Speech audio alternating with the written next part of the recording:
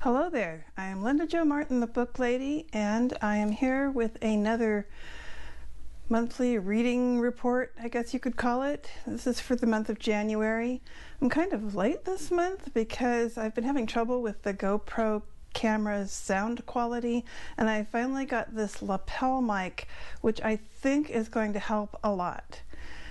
And I've done a lot of testing with it already, so I'm hoping for the best, and I'm going to go ahead and make another video because this is actually take two. The last one had bad sound quality on it, and I ordered the new mic, and so it's just been a long process getting used to this new camera. Hope that this works better in the future. So last time I talked to you was in the middle of December, and I was reading this book. It is The Nightingale by Kristin, and it's a World War II novel. It's really thick, but it was really good. I liked the writing style, I liked the story, except for the sad parts. Being as it is a war novel, there were some sad parts. And, you know, it was about two women living in France during the occupation of the Nazis during World War II. The Nazis were living in their town, and one of the Nazis was actually living in their home. So a very uncomfortable situation, and tells how they got through the war. So the other novel that I had started was People of the Book, and finally got through this one, and it was actually a very good book. I read it for the Pop Sugar Reading Challenge prompt last year, which was about a microhistory. So this is a microhistory of a Jewish manuscript, a very old Jewish manuscript that actually exists in the museum in Sarajevo. And this was actually a fictionalized history. The book is real. The Haggadah, or I can't even say it right. I should learn the words before I do the videos, but I'll call it a Haggadah. Anyhow, it was in Sarajevo. Okay, it was made in Italy or Spain, and so the book sort of goes over a fictionalized history of where this book came from, because nobody really knows. It had to be fictionalized.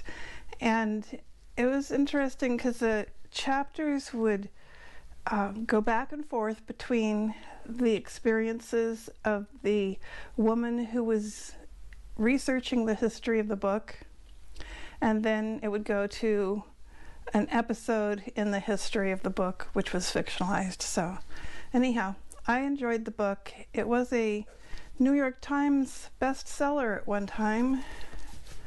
So was this one, New York Times bestseller. I like bestsellers. They usually turn out to be pretty good if they're in a genre that I like and appreciate. I like literary novels and yeah, things like that. So I've been keeping track of the books that I've been reading this year. Since 2018 started, I've been making an extra effort to read more, because this is the fourth year I've done the Pop Sugar Reading Challenge, and I've never finished the challenge yet. So this year I really want to finish, and so in January I've already read 8 books. And so I started the month with The 7.5 Deaths of Evelyn Hardcastle. It is a murder mystery. I read it on Kindle. Since I'm going to be traveling later on this year, I'm going to be reading mainly on Kindle or Audible audiobooks, and I'll be traveling in a van, so I won't have a lot of room for actual books. And so I read it on Kindle, and it was really interesting.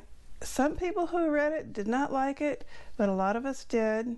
I read it with the Ultimate Pop Sugar Reading Challenge group over at Goodreads. And it was sort of like a time warp, mystical realism or magical realism kind of a book. So I thought it was fantastic. I like magical realism.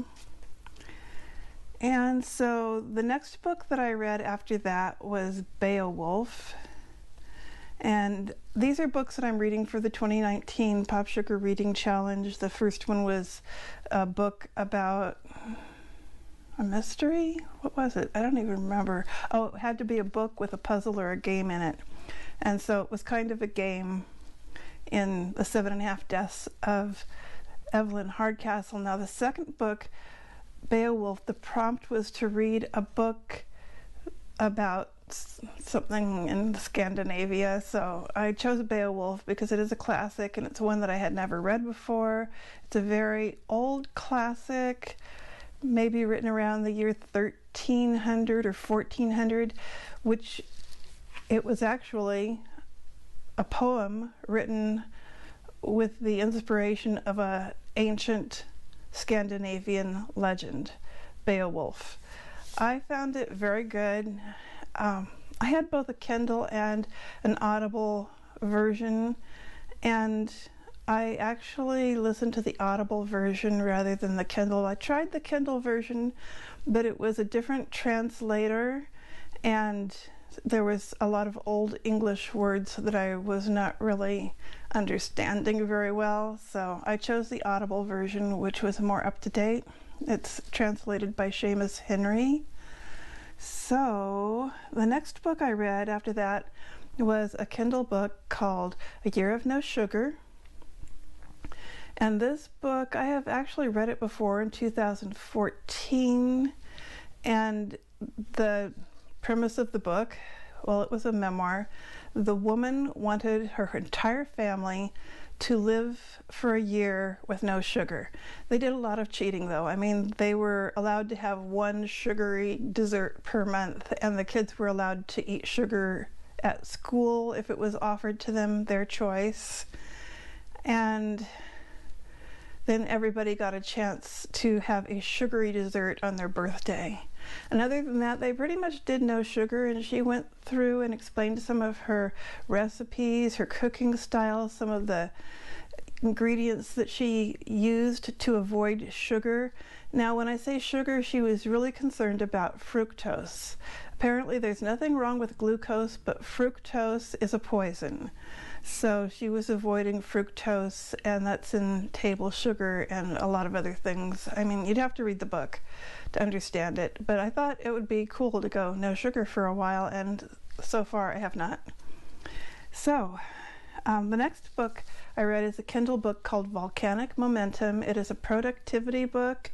It is by a young Christian man who wrote this productivity book and then sent it to me in email. Well, he asked me if I wanted it first, and I considered it a gift and read his book. It was pretty good. It contained some good suggestions for productivity, and I think that this a particular author is going to write a lot more, and that as he does, his books will just keep getting better and better. So the next one I read was The Night Circus, and that was an audio book. The Night Circus was really good. Another magical realism book, and I'm sure a lot of you have already read it. It is about a young woman and a young man who are competing in a game that they totally don't even understand, and they're in the setting of a circus. She is actually at the circus, and he is like the manager of the circus, so they don't even know who they're competing against. Well, no, the girl does not know who she's competing against, but the guy figures it out right away when he meets her. Because she's a magician and she's actually using magician arts, and they're both skilled in magical arts. So anyhow, I liked it. It was a great book. And it's also a movie that I haven't seen yet. I like to read the book before I see the movie. So the next book I read was The Art of Whimsical Lettering. And this book, I actually have a copy. I've had this for a couple of years, and I took some classes from the lady that wrote this book. Something about this book just kept appealing to me every time I saw it at Amazon or in an art store, and finally I bought it. And it is so beautiful, so colorful. I just love her art. It's strange, but really a lot of fun, and she tells you in her classes how to do these techniques. I was pretty happy with the class. I took, well, 2 classes. I took this one, a year-long class, and I took a fountain pen art class.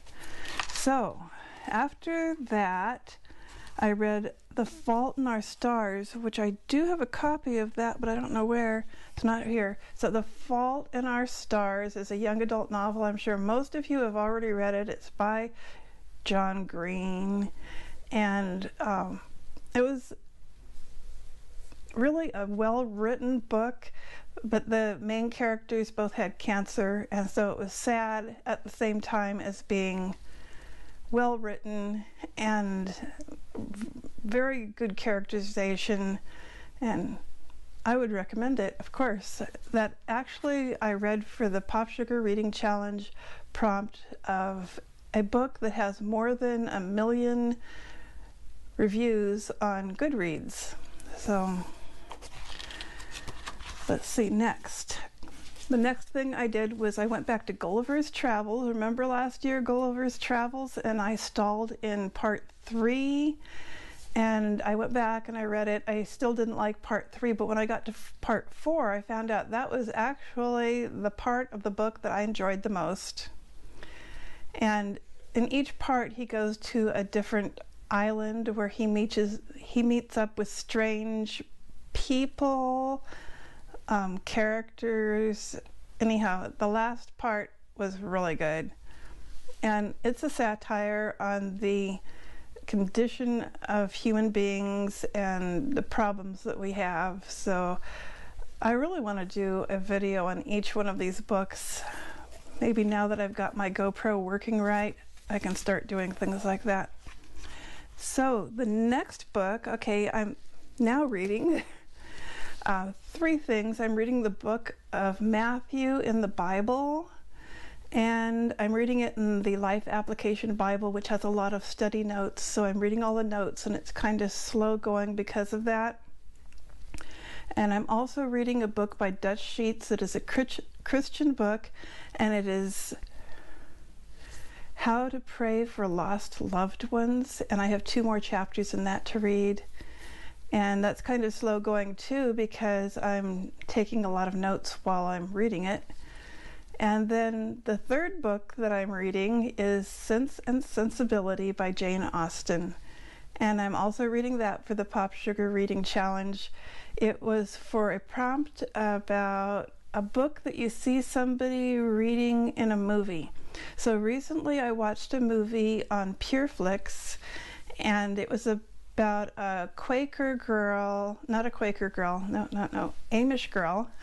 It was about an Amish girl, and I'm not really remembering the name of it, but I'll put it in the notes on this video on YouTube. Anyhow, they were reading, she and her boyfriend, I guess, this man that she met, were reading Jane Austen books. So I chose one of 3. They were reading 3 different books, and I chose Sense and Sensibility because I read Pride and Prejudice last year, and also later on this year I'm going to be reading Persuasion for a different Pop Sugar Reading Challenge prompt. So that's what I'm doing right now. Now, just a couple days ago I went to the bookstore in Spokane Valley. It's Barnes & Noble bookstore, and I bought a book. Wouldn't you know it? So the book I bought is Things Fall Apart by a guy whose name I cannot pronounce. So let me give it a try. Chinua Achebe. I'm sure I said that wrong. Anyhow, Things Fall Apart. It's a classic, and it's the first in a trilogy of books. But the Pop Sugar Reading Challenge prompt for this one is to read a debut novel, and since this is the first one he had published, I'm reading it, and That's actually probably going to be read in February. I'm also going to be reading a couple of other books. I got The Woman in the Window and Before We Were Yours by Lisa Wingate. Okay, I got those on Audible, ready to go for next month or the month after. And I've also got another book that I have to read with the Ultimate Pop Sugar Reading Challenge group, and that is going to be To All the Boys I've Loved Before. And that is for a prompt.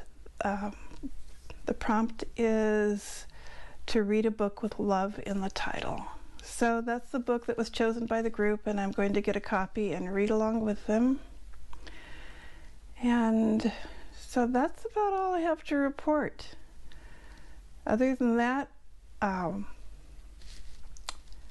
guess everything's going pretty good in my life. I am getting ready to leave this place. I've lived in this apartment for a long time now, several years.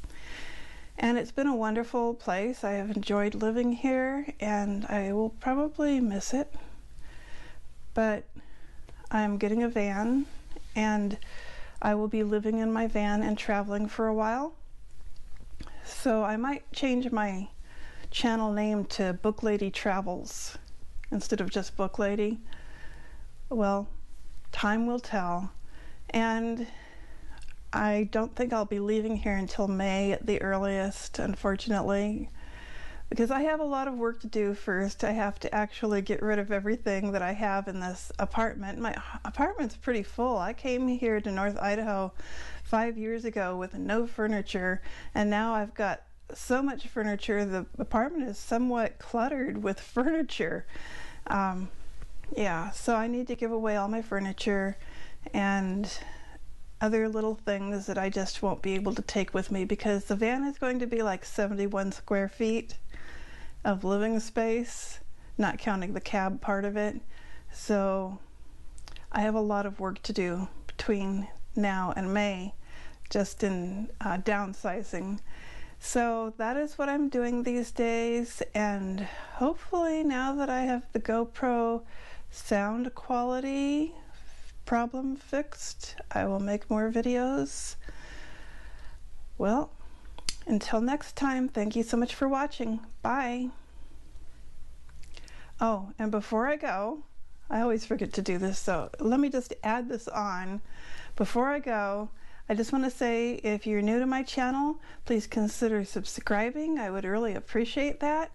And if you liked the video, please click on the little like button. And thank you for watching. Until next time, bye.